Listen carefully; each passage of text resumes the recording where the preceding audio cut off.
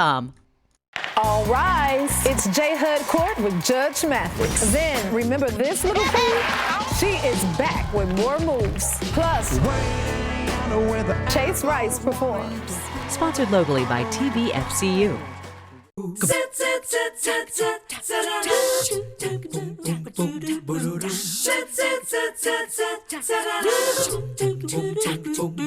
So all this week on the show, we've had a chance to kind of have a financial literacy 101 week, courtesy of Tennessee Valley Federal Credit Union. They've been funly calling it, that's a new word today, Know Your Dough. I was smiling because Tammy Zumbrin is back on the show, and she and I kind of had a quick eye connect, and I stumbled upon my words. But she's back with the credit union, along with Nick Townsend. So as we head into the weekend, a couple of days away, Nick is going to give us a homework assignment.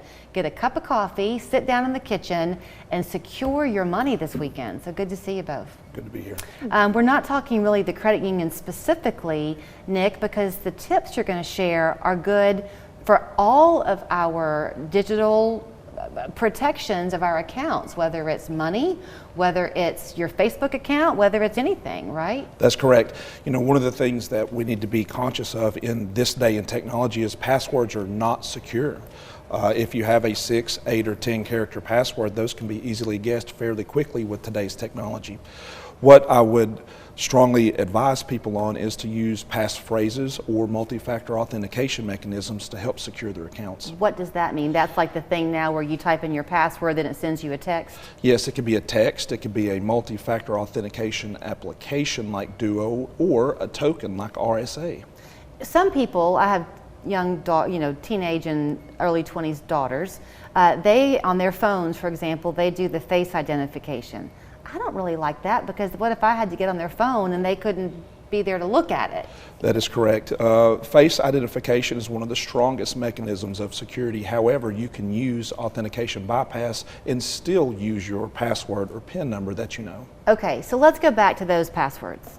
There isn't a single person watching who is not crying right now because you're saying that we need to up it and yes, really change them frequently and all of that. Do you need to have a different password for pretty much everything you do?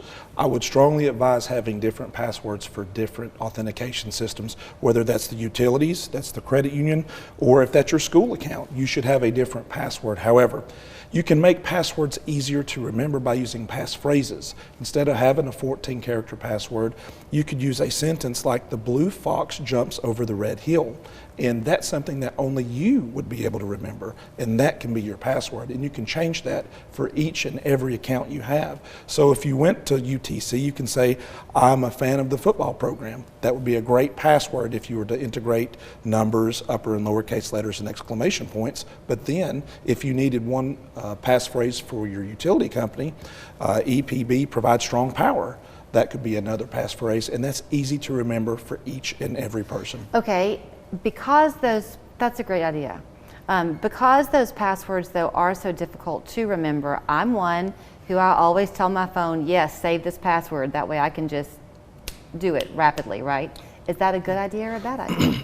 Sometimes that's not necessarily a good idea. I can see why. Weak password systems or applications like KeyPass that store your password may not be secure forever. So if you store your password in your browser, that could be taken from you without you knowing. So I advised against storing passwords in browsers. When Tammy, earlier in the week, we were talking about one of the great easy ways of using TVFCU is that you have people who have a lot of different fund accounts. I have a couple of different accounts. People have far more than I do, probably. So would you need to have a different password for each of those accounts? You would not. If you use our mobility or our online platform, you would have one username to access all your accounts, and we encourage the multi-factor authentication mechanism. Okay. Something else that you've said, and I've heard this from somebody else, just not official, you're official, is all those games that you see on Facebook, tell us when you met your husband and your first date and all those things. those are risky. Why? They're extremely risky because the questions they ask are often password recovery questions. If you forgot your password and you hit the forgot password link, and it's going to drive you to a couple of predetermined questions that you've already answered, like where did you go to junior high, or what year was your mother born, or what is your favorite color. So when you see these activities, these quizzes, these games on social media, that's literally information mining. It's a social engineering tactic, and I advise everybody to stop completing those quizzes. Do not participate in those. And that's really for personal hygiene, to protect your security. How, is there a rule of thumb about how often we should change passwords? You know, that's a great question. Used to, it would be advised to change your passwords frequently. And the shorter passwords do need to be changed. However, if you use a passphrase that's 20 or 30 characters in length, you may not have to change that password until it's compromised or you feel that it's been compromised. Okay, but back to your idea of using the sentences, which I think is passphrases, yes ma'am. Phrases. Yes, ma'am. Okay, I think that's a good idea. But if you do have one that, I support the UTC mocks or whatever. Yeah. Sometimes you have to have a number in there or a character in there. You do. You can integrate the number 1 for the letter I, or add a special character. Or You're killing me, Small. And then we have to remember it, Julie. Yeah. That's what I'm saying. Do you know that movie? Do you know do. The Sandlot? I do. Okay, sorry. I Yeah, that's a lot. Okay, so should you have a notebook where you write all these passwords down? You know, to each is his own, but, if your passwords are written down, they can be stolen from you. They can be compromised unless you are protecting them. So We're sunk is what that means, Julie. that's why the passphrases are easy to remember.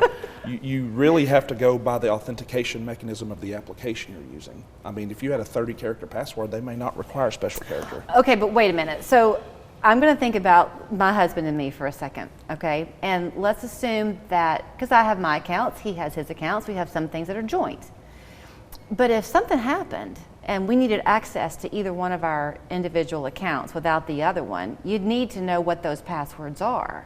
And if he's got one account where he's changed the password and it's Julie makes me so mad I'm never washing the dishes again, I would never have a way of knowing that. Right. Unless he's written it down. That's correct.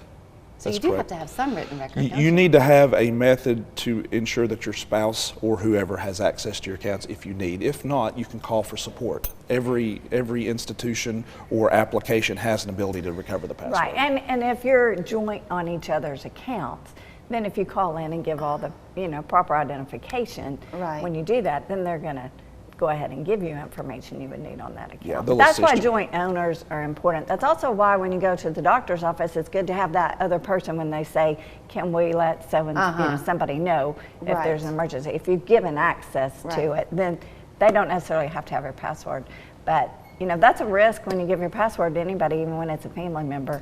So. And I know that you wanted this information to be just kind of universal application here, not credit union specific. But the fact that here you are, that's your job within the credit union, means that the credit union also is taking all of these measures to protect the investments of your members, right? That is correct. Absolutely. And I think you see that. That's why you're seeing everybody going to two-factor. And, it seems on our side, when we're not in that IT world, it can be very frustrating to think, oh man, I have to have another password, or I have to do this. But if we think in terms of that institution is really trying to just protect us, it gives us a whole different perspective on having to take those extra steps. I'm going to have to wrap it up. I know that while you're the ITMs that are there, did I say that right? ITMs? Yes. The 7 to 7, where you can go and talk to somebody through the computer that's there. People can go in and still talk to real life people at the credit union. If they ever wanted to come in and just say, look, kind of guide me here to make sure I'm protected, can they do that? We do offer assistance for some aspects of that. We don't want to give you technology advice. However, Sure. if you think that your account's compromised, we have a whole team dedicated to ensuring that your accounts are secure. Okay. Or if you thought you've lost your password, you just need to call into the call center and they will get you with the right team. Okay. Well, I'm going to have to go buy a notebook now so I can write down all my passwords. And then I'm going to have to sit down and change them this weekend because I have the same one for everything. Just remember, passphrases will save you. Yeah. I think I would be kind of boring for a hacker because I just have the same thing for everything. Thank you both. My pleasure. I didn't really say that. She didn't say that out loud. I don't really. TVFCU.com. I'm digging myself a deep hole here. You can learn more by calling their main number, 634-3600. Thank you, Nick. Thank you. Maybe I'll make my passphrase, Nick Townsend is really awesome, exclamation point. It will get immediately compromised.